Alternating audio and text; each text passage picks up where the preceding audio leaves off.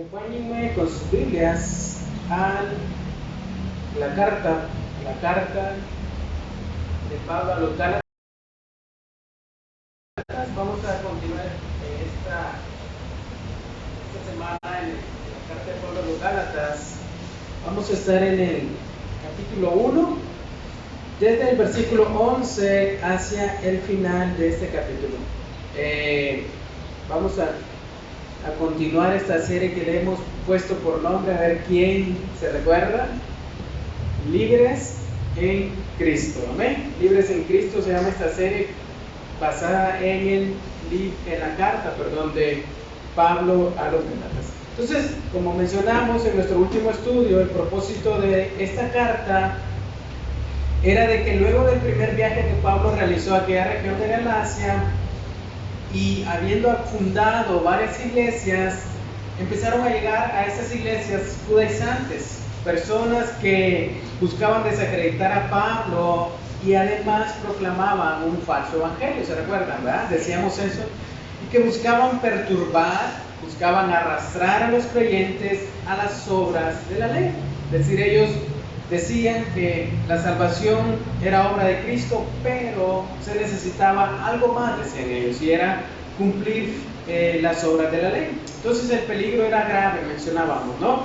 Si para salvarse era necesario el cumplimiento de la ley, entonces la obra de Cristo en la cruz había perdido su eficacia prácticamente. Eso es lo que daban a entender. El sacrificio de Cristo necesita algo más para ser salvo. Entonces la cruz era ineficaz. Entonces ese era el evangelio que ellos predicaban. Pablo en el versículo 6 dice que los creyentes estaban siendo arrastrados, ¿verdad?, hacia ese falso evangelio. Entonces los judaizantes admitían eso, la obra de Cristo, pero ellos decían: tenemos que agregar algo más para que resulte en una espiritualidad superior, es decir, que el creyente se sienta que está también colaborando en esa salvación, cuando no es así. La salvación es por gracia, por la fe. Entonces, por lo que era necesario que Pablo escribiera una carta para, primeramente, defender el evangelio; segundo, también poder defender su apostolado, porque recuerden, estaba siendo desacreditado, estaban también confundiendo a los creyentes en Galacia, diciendo que Pablo no era un verdadero apóstol. Entonces había un ataque frontal a la fe de los creyentes en Galacia que exigía esta carta urgente que hemos empezado a estudiar. En los primeros versículos que estudiamos, del 1 al 10, pudimos ver cómo Pablo confrontó aquella situación que estaba pasando. Pablo dijo enfáticamente: no hay otro evangelio, no hay otro evangelio, y el que predique un evangelio diferente sea ¿qué? Sea anatema. Entonces, no hay otro evangelio, dice Pablo, aparte del evangelio de la gracia. Y el apartarse del evangelio de la gracia es apartarse de Dios, dice Pablo. Entonces, eso es lo que Pablo nos dijo en los primeros versículos. Hoy vamos a estudiar a partir del versículo 11 al versículo 24, y acompáñenme leyendo. Dice: pues quiero que sepan, hermanos, que el evangelio que fue anunciado por mí no es según hombre, pues ni lo recibí de hombre, ni me fue enseñado por el hombre, sino que lo recibí por medio de una revelación de Jesucristo. Porque ustedes han oído acerca de mi antigua manera de vivir en el judaísmo, de cuán desmedidamente perseguía yo a la iglesia de Dios y trataba de destruirla. Yo aventajaba en el judaísmo a muchos de mis compatriotas contemporáneos, mostrando mucho más celo por las tradiciones de mis antepasados. Pero cuando Dios, hay que cambiarlo a donde está el audífono, arribita, y subirle el volumen aquí enfrente. ¿Está subido? Sí, ok, bueno. Dice: pero cuando Dios, que me apartó desde el vientre de mi madre, me llamó por su gracia, tuvo a bien revelar a su Hijo en mí para que yo lo anunciara entre los gentiles. Dice: no consulté enseguida con carne y sangre, ni subí a Jerusalén a los que eran apóstoles antes que yo, sino que fui a Arabia y regresé otra vez a Damasco. Entonces, 3 años después, subí a Jerusalén para conocer a Pedro y estuve con él 15 días, pero no vi a ningún otro de los apóstoles, sino a Jacobo, el hermano de Jesús. En lo que les escribo, les aseguro delante de Dios que no miento. Después fui a las regiones de Siria y Sicilia, pero todavía no era conocido en persona en las iglesias de Judea, que eran de Cristo. Ellos solo oían decir: el que en otro tiempo nos perseguía, ahora predica la fe que en un tiempo quería destruir, y glorificaban a Dios por causa de mí. Entonces, qué interesante estos versículos. Qué interesante, ¿verdad? Porque en estos versículos podemos ver y vamos a poder ver que es una defensa de Pablo acerca de su apostolado. También es un relato de su vida, pero a la misma vez es una defensa que Pablo presenta de su apostolado.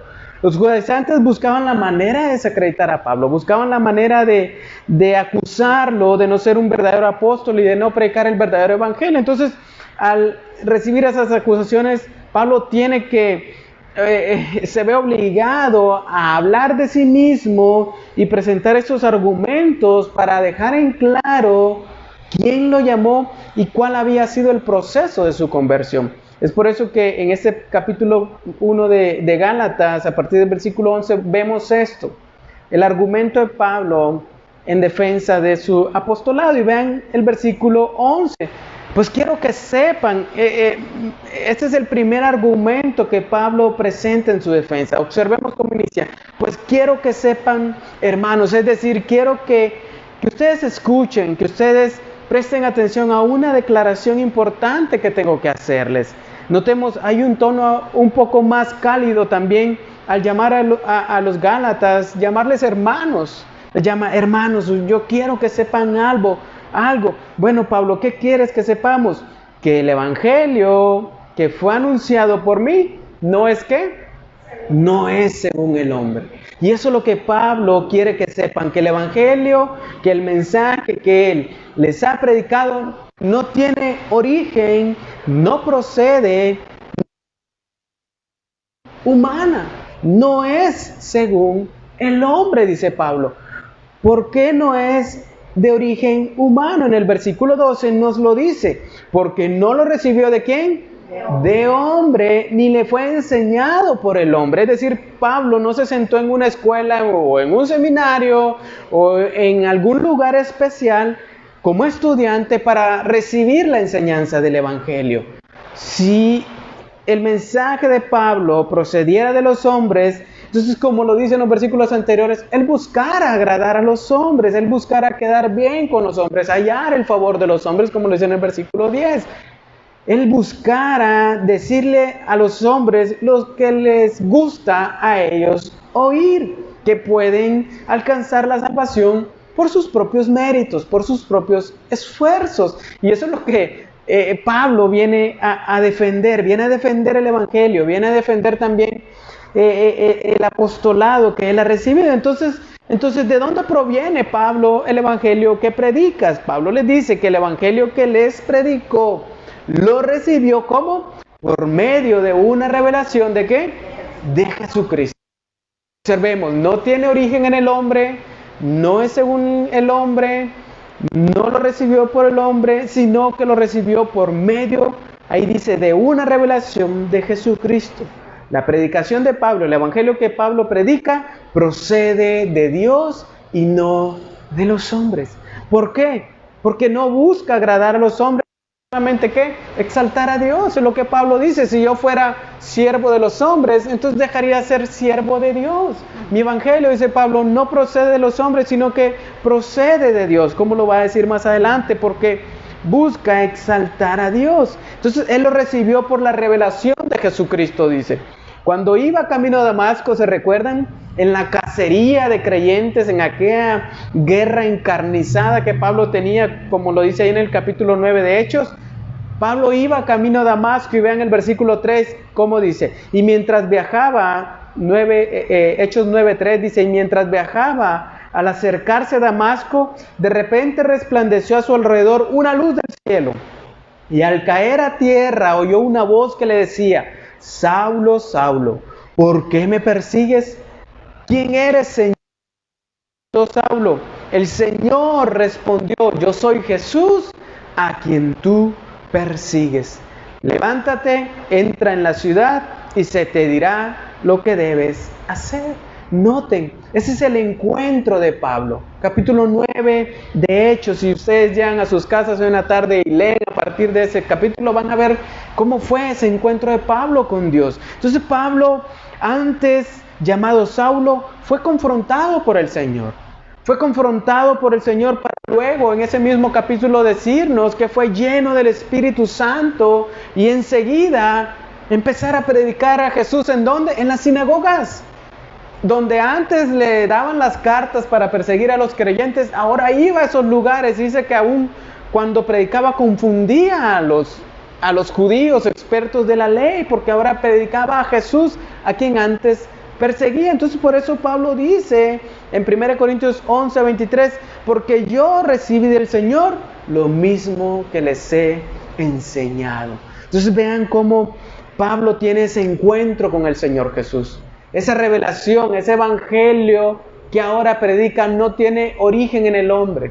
No procede del hombre mismo, no es una invención del hombre, sino es revelación de Dios por medio de Jesucristo. Entonces el evangelio que Pablo predica no tiene origen en el hombre, ni en fuentes humanas, sino que vino de Dios por medio de Jesucristo.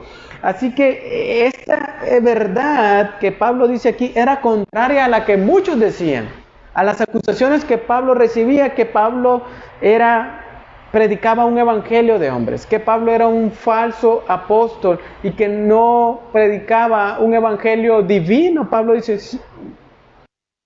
Señor, ese evangelio tiene un origen divino, pero cualquiera de sus acusadores podría decirle, entonces Pablo, ¿cómo compruebas que el evangelio que predicas es de Dios? Va a seguir dándonos argumentos, vean, y este argumento es ahora sobre cómo era su vida antes del encuentro con Cristo. Pablo dice, les voy a dar un argumento por el cual les puedo decir que el evangelio que predico es de origen divino. Porque ustedes han oído, vean el versículo 13, porque ustedes han oído acerca de mi ¿qué? Antigua manera de vivir en el judaísmo. Y dice, de cuán desmedidamente perseguía yo a la iglesia de Dios y trataba de ¿qué? De destruirla. En el pasado de Pablo no era una historia oculta, no era algo que solamente algunos sabían. Su antigua manera de vivir era conocida por ¿quiénes? Por muchos. Muchos sabían cómo había sido Pablo en el pasado. Tanto así que los creyentes en aquel lugar llamado Galacia habían oído sobre cómo era él. Por eso dice aquí, ustedes han oído acerca de una antigua manera de vivir. Pablo estaba consciente de eso. Pablo sabía de que su vida pasada era conocida por muchos. Y él aquí les recuerda, ustedes saben cómo era yo. Y dice, yo pertenecía ¿a qué? Al judaísmo. Y la pregunta aquí ¿qué es el judaísmo? ¿Qué era el judaísmo? Bueno, el judaísmo era la religión judía que se apegaba a las tradiciones orales de la ley. Entonces, al recibir esa tradición oral o mandamientos orales, Pablo se apegaba a ellos de manera celosa. De manera celosa. Entonces, incluso dice Pablo, estando en el judaísmo, dice Pablo, yo perseguía desmedidamente ¿a quién? A la iglesia de Dios. ¿Y qué más? Trataba de destruirla. Observen el pasado de este hombre. Pongan atención a cómo era Pablo. Perseguía de manera violenta, de manera desmedida. Eso significa esa palabra en el original. Desmedidamente es algo que es hecho con violencia, con fuerza. Perseguía a la iglesia de Dios, es decir, a los creyentes. Aquí se refiere a la iglesia de Dios, a los creyentes, como lo que hoy está pasando, hermanos, en Afganistán, como lo que hoy está pasando en China, como lo que hoy está pasando en muchos países donde creyentes son perseguidos violentamente. Dice Pablo, y en Hechos capítulo 8, versículo 3, le algunos capítulos sobre cómo Pablo perseguía a la iglesia. Dice, Saulo hacía estragos en la iglesia, entrando de casa en casa y arrastrando a los hombres y mujeres y los echaba a la cárcel. Noten cómo dice aquí, hacía estragos en la iglesia. ¿Y dónde estaba la iglesia? Dice que entraba de casa en casa. Entonces aquí iglesia no se refiere a un edificio. No, la iglesia son las personas que se encontraban en sus casas. Dice que arrastraba tanto a mujeres y a hombres. ¿Y qué hacía? Los echaba en la cárcel. Hechos 26:10, vean lo que dice. No solo encerré en cárceles a muchos de los santos con la autoridad que recibían los principales sacerdotes, sino que también cuando eran condenados a muerte, yo añadía mi voto. Vean lo que hacía Pablo. A la muerte él decía, está bien, mátenlo. Dice, castigándolos con frecuencia en las sinagogas, procuraba obligarlos a ¿qué? A blasfemar. Y enfurecido contra ellos, seguía persiguiéndoles aún hasta en las ciudades extranjeras. Este era Pablo, él dice desmedidamente, eso es. Imagínense que ustedes o que yo tuviera un enemigo que nos persiguiera hasta lugares donde huyéramos, hasta ahí fuera a traernos del pelo, como dicen.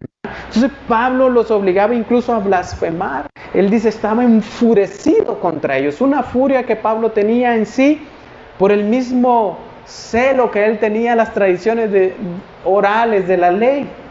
Ya notemos cómo Pablo violentaba a la iglesia. Y dice, deseaba, vean el deseo de Pablo, trataba de ¿qué? De destruirla. El propósito de Pablo era siniestro, hermanos. No era de que, ay, sos cristiano, dos coscorrones. No, buscaba destruir totalmente cualquier rastro del cristianismo. Que el cristianismo ya no fuera más. Por eso dice aquí, trataba de destruirla. Entonces Pablo describe su vida pasada como una guerra personal contra la iglesia de Cristo. Entonces Pablo no solo demostraba su celo persiguiendo a los creyentes y destruyendo a la iglesia, sino que al mismo tiempo, ven el versículo 14, como dicen, yo aventaba en el judaísmo a muchos de mis compatriotas, mostrando mucho más celo por las tradiciones de mis antepasados. Entonces noten cómo Pablo no solo perseguía, sino que también su persecución estaba vestido de un manto de ¿qué? De religiosidad. Dice Pablo, yo era un excelente hombre, un excelente alumno, alguien que iba progresando dentro de esta corriente religiosa llamada judaísmo, porque buscaba cumplir celosamente las tradiciones orales de la ley mosaica. Y entonces dice Pablo, yo empecé de alumno, pero ya después ascendí en puesto, y después era esto, y después era lo otro, y iba de viento en popa. Como lo dice en Filipenses 3:6, dice, en cuanto al celo perseguidor de la iglesia, en cuanto a la justicia de la ley, hallado irreprensible. Pablo en estos versículos nos dice que era considerado irreprensible. Era un hombre que ya se había hecho un nombre dentro del judaísmo. Era alguien reconocido dentro de la religión judía. Su carrera dentro del judaísmo iba hacia arriba.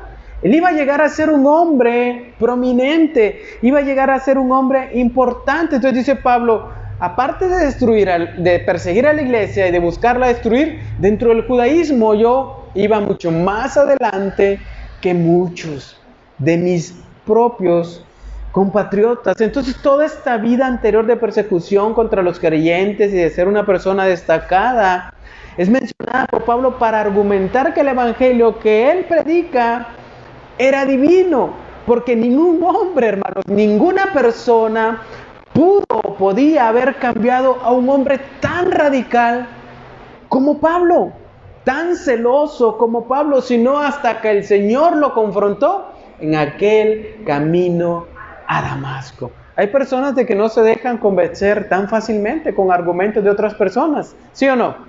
En cualquier plática o en cualquier situación hay que presentar argumentos claros para poder convencer a esa persona. Pablo era un hombre así. Pablo era un hombre radical y celoso en cuanto a las tradiciones de los ancianos. Por lo que Pablo dice, el evangelio que yo predico no es un evangelio de origen humano, porque si fuera de origen humano no me hubieran convencido tan fácilmente. El evangelio que yo predico, dice Pablo, es un evangelio divino. ¿Por qué? Porque hizo un cambio en mi vida, obró en mi vida y me transformó. Entonces, ¿cómo podemos explicar que un hombre perseguidor y destructor de la iglesia se haya convertido para unirse a ella? Vean lo que dice a partir del versículo 15 y 16.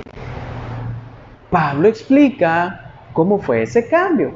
Si alguien lo quiere leer, vean lo que dice Pablo, versículo 15 y 16.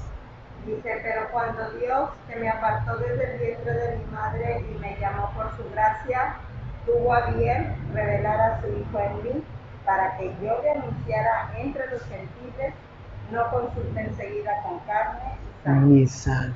Vean cómo dice Pablo. Pablo habla de ese cambio. ¿Por qué ese cambio fue tan radical? Dios lo apartó. Pero cuando Dios, vean ese pero, qué bonito ese pero.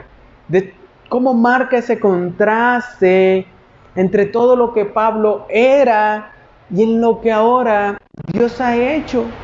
Como si Pablo dijera, ya les mencioné mi vida pasada, ya les dije todo lo que hacía y que ustedes mismos lo saben, mas ahora todo es totalmente diferente.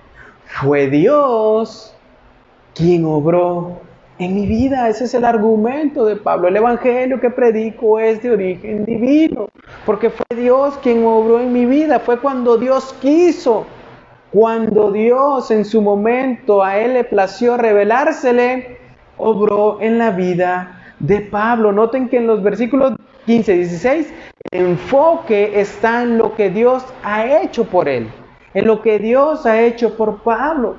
¿Qué hizo Dios en Pablo? Primero nos dice, me apartó desde el vientre de mi madre. Y aquí el verbo apartar no significa haberlo hecho en el sentido físico, sino que Dios dedicó a Pablo y lo apartó para un propósito muy especial. Esta frase se refiere a una elección de Dios que hizo a Pablo sin considerar su mérito o su esfuerzo personal. Fue apartado, por eso dice, desde el vientre de mi madre. O sea, dice Pablo, yo no di méritos para que Dios me llamara a esto. El llamado fue desde pequeño, cuando aún no tenía razonamiento, cuando aún no sabía ni lo que pensaba ni lo que iba a hacer. Por eso es una elección que Dios hace conforme a su voluntad, conforme a su propósito especial en cada uno. Por eso dice en Efesios 1:4, porque Dios nos escogió en Cristo antes de ¿qué? De la fundación del mundo, para que fuéramos santos y sin mancha delante de Él. Entonces dice Pablo, yo no tenía méritos algunos. Dios me apartó desde el vientre de mi madre. Dios no esperó a que Pablo demostrara ser digno, ser capaz, ser apto, para luego apartarlo, no, sino que Dios desde antes de nacer ya lo había apartado para este propósito. Como si como él mismo lo expresa aquí, me llamó ¿cómo? Por su gracia. Entonces vean lo que Dios hizo en Pablo. Lo apartó en un llamado, en un propósito divino. Y dice, me llamó ¿por qué? Por su gracia. Es decir, no hubo nada humano que pudiera haber hecho ese cambio en Pablo, sino únicamente el llamado eficaz de la gracia de Dios. Eso es lo que cambia al hombre, hermanos. No somos nosotros con palabras persuasivas, no somos nosotros diciéndole a la gente esto y esto, no, es Dios. Es la gracia de Dios la única que puede transformar. Hasta que la gracia de Dios no llama al hombre, el hombre no viene completamente a Él. Entonces es un llamado eficaz de la gracia de Dios. Pablo recibió entonces ese favor inmerecido de Dios. Lo llamó por su gracia, y esto nos recuerda lo que Dios le dijo al profeta Jeremías: antes que yo te formara en el seno materno, te conocí, y antes que nacieras, te consagré, te puse por profeta a las naciones. Es lo que Pablo estaba viendo aquí en su vida. Dios lo había llamado desde antes de que se formara. Dios ya tenía un propósito en él. Dios había ahora derramado su gracia en él. Pablo no merecía la gracia de Dios, porque estaba persiguiendo a la iglesia de Dios. Pero vean cómo Dios, donde sobreabunda el pecado, sobreabunda la gracia de Dios. Sobreabunda la gracia de Dios. Entonces, aún y cuando Pablo lo que merecía era castigo por sus pecados, Dios le mostró su gracia y cambió a un hombre que respiraba amenazas contra la iglesia en uno que ahora predicaba el evangelio. Este es un argumento, dice Pablo, por el cual el evangelio que yo predico es de origen divino. Dios me apartó, Dios me llamó. ¿Y qué más hizo Dios en Pablo? Dice, me reveló ¿a qué?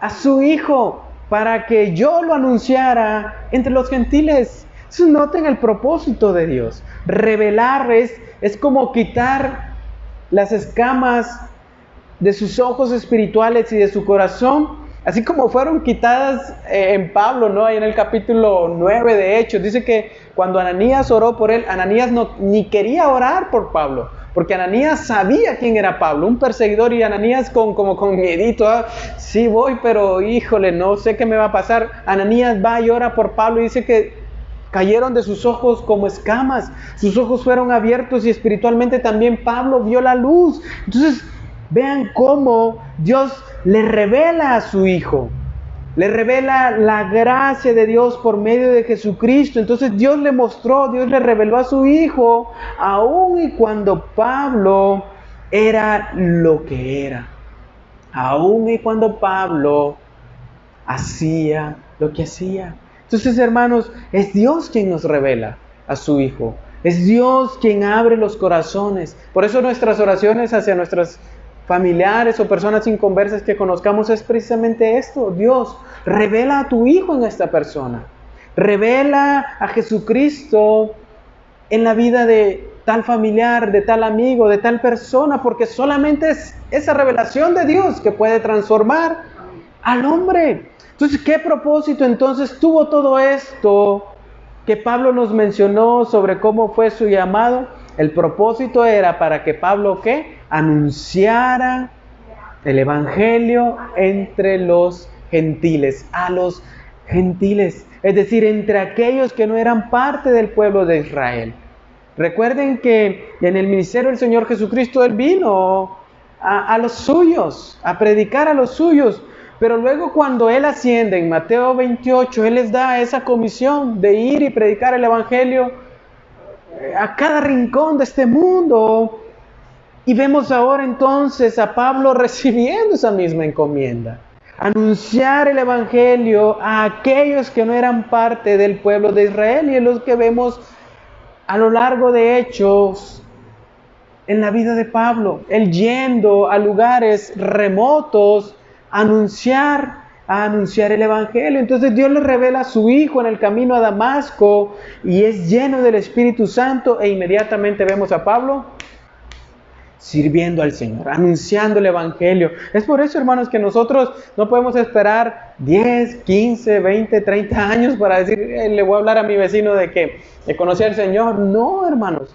La revelación y la gracia de Dios mostrada a mi vida tiene un efecto casi de inmediato, porque es la luz alumbrando en mi oscuridad y ahora siendo una nueva criatura. Entonces vean cómo Pablo recibe esa encomienda de ir y anunciar el evangelio a aquellos que no le conocen, a los gentiles. Entonces me gusta esta frase que está entre los versículos que dice: tuvo a bien.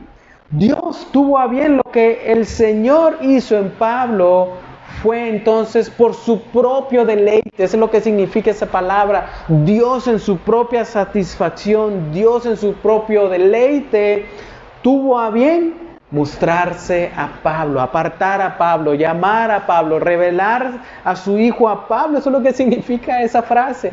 Dios en su propio deleite, el Señor se deleitó, se agradó en hacer esto, hermanos. Entonces, ¿cómo aplica esto a nuestras vidas?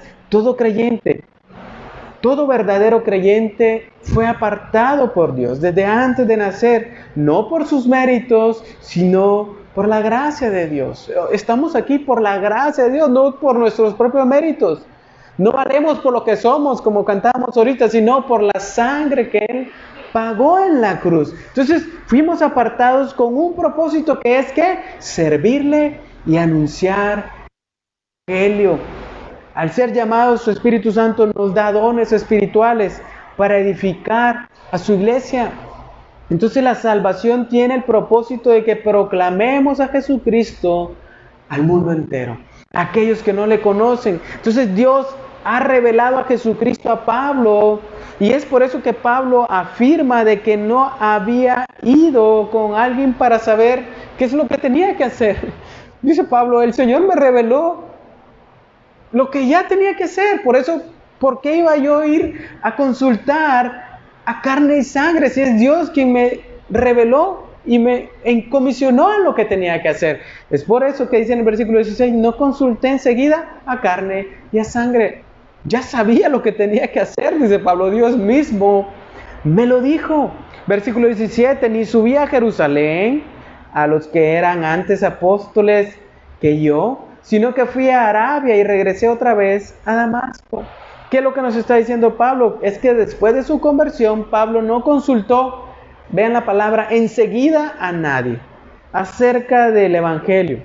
Tampoco fue a Jerusalén, como lo dice ahí, con los apóstoles que caminaron con el Señor Jesús.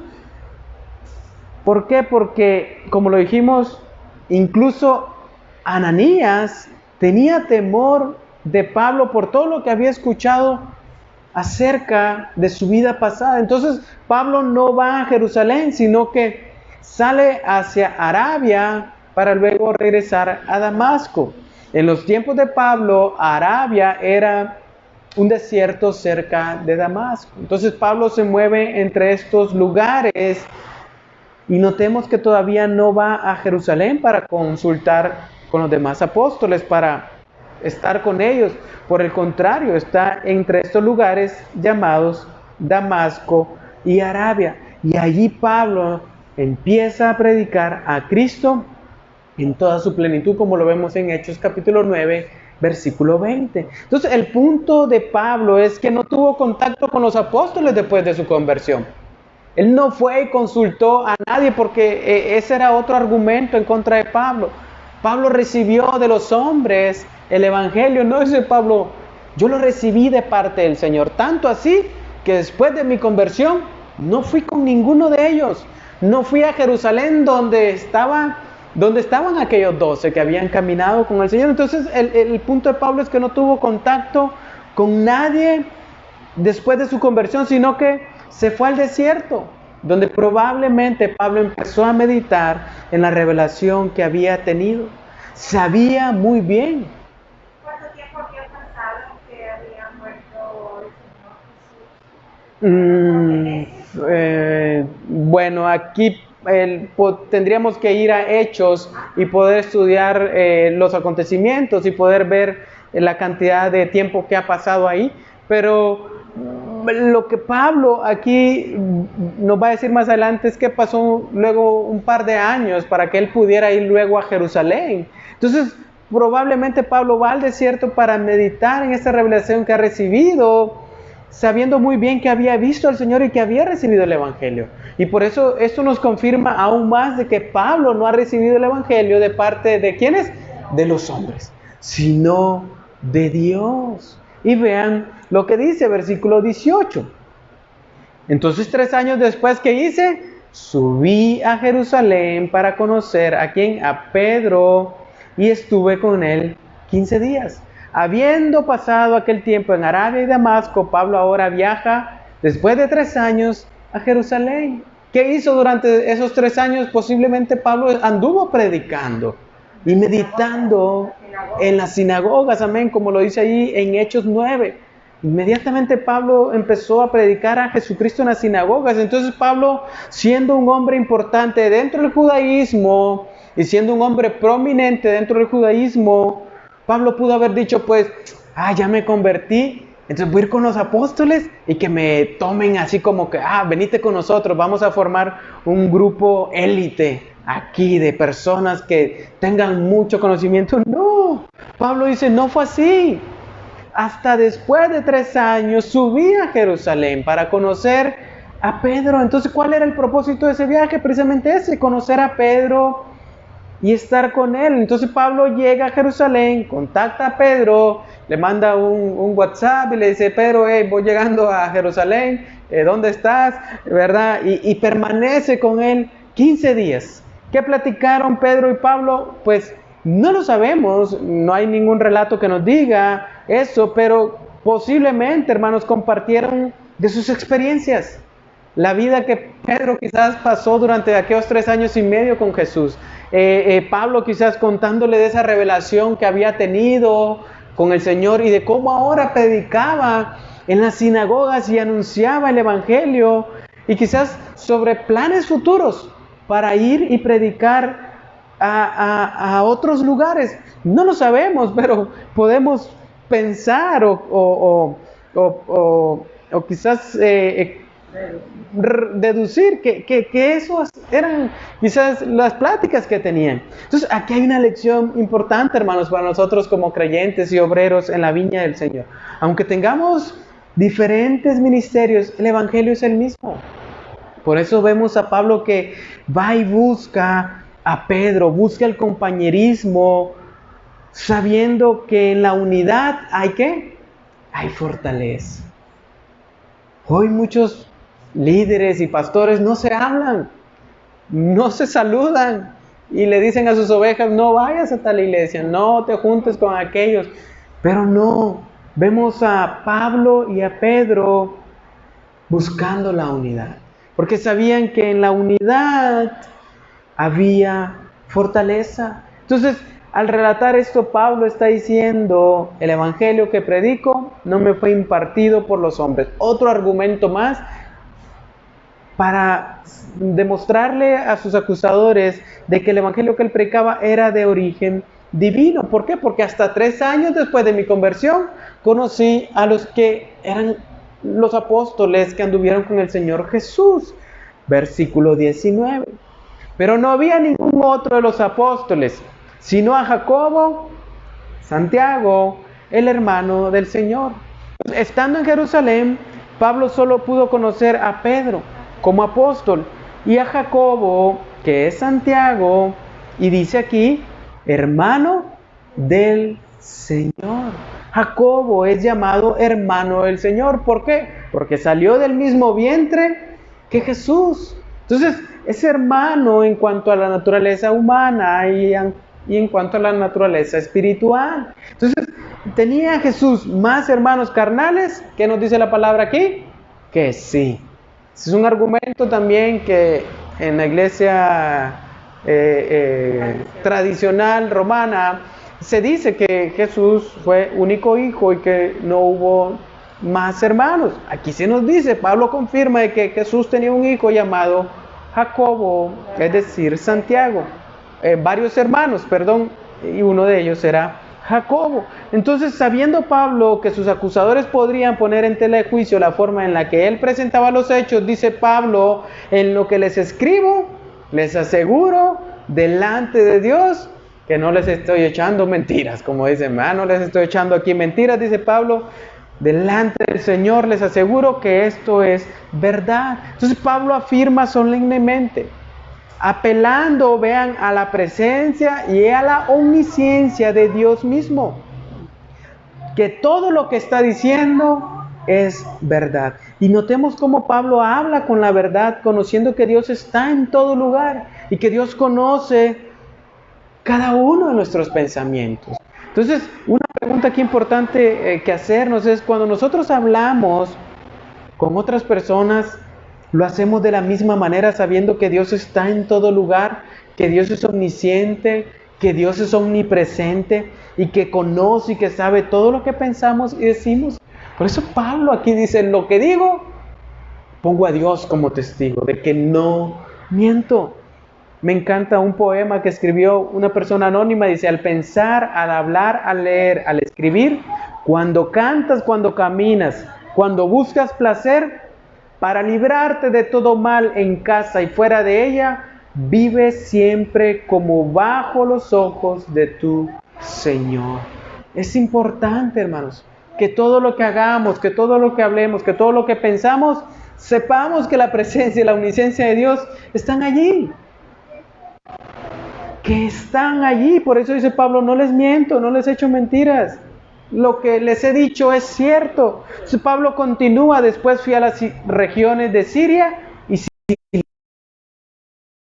a Hechos capítulo 9, Lucas nos narra a partir del versículo 29 que fue a aquellos lugares debido a un complot de muerte que había en contra de Pablo en Jerusalén. Y los hermanos en Jerusalén, al darse cuenta de este complot, decidieron que era mejor que Pablo huyera de la ciudad en aquella obra evangelística por todas aquellas regiones. Continúa diciendo, pero todavía no era conocido en persona en las iglesias de Judea que eran en Cristo. Eso quiere decir que Pablo, en su visita a Jerusalén, a la región de Judea, no lo hizo de manera para mostrarse. Aquí vengo, véanme, ahora lo que soy. Ya no persigo. O sea, Pablo no fue para mostrarse, hermanos. Muchos incluso no sabían quién era Pablo. No lo conocían cara a cara, no lo conocían personalmente. Cuando él fue a Jerusalén, quizás fue de manera anónima. No lo sabemos, pero no lo conocieron muchos. No lo pudieron ver cara a cara. Entonces, al no conocerlo personalmente, lo único que había eran testimonios de su vida. Y vean el versículo 23, y este es el versículo que más me impacta de todo este pasaje. Dice, pero ellos solo oían decir, el que en otro tiempo nos perseguía, ahora predica la fe que en un tiempo quería destruir. Esta debe haber sido una noticia increíble, hermanos, para los creyentes en Jerusalén y en aquellas regiones de Judea. Ha de haber sido algo emocionante, ¿verdad? Como decir, la hermana Marisol se ganó la lotería y vamos a celebrar con ella y tantos millones, ¿verdad? Se ganó y la noticia se corre y provoca emoción. Entonces, eso debe haber sido una noticia increíble, emocionante y quizás difícil de creer para muchos. El que antes perseguía a muerte a los creyentes y buscaba destruir la fe cristiana, ahora ¿qué hace? Anuncia y predica a Jesucristo. Y vean el versículo siguiente lo que pasaba. Y glorificaban a Dios por causa de mí. Entonces los creyentes en la región de Judea, al saber lo que el Señor había hecho en aquel hombre perseguidor, lo único que podían hacer era, ¿qué? Glorificar a Dios. Había sido el poder de Dios, hermanos. El único que había podido cambiar a este hombre, y por lo tanto el único que merecía la gloria y la honra, ¿era quién? Era Dios. Él era el glorificado, Él era el exaltado. Entonces la vida misma de Pablo demostraba que su evangelio provenía ¿de quién? De Dios.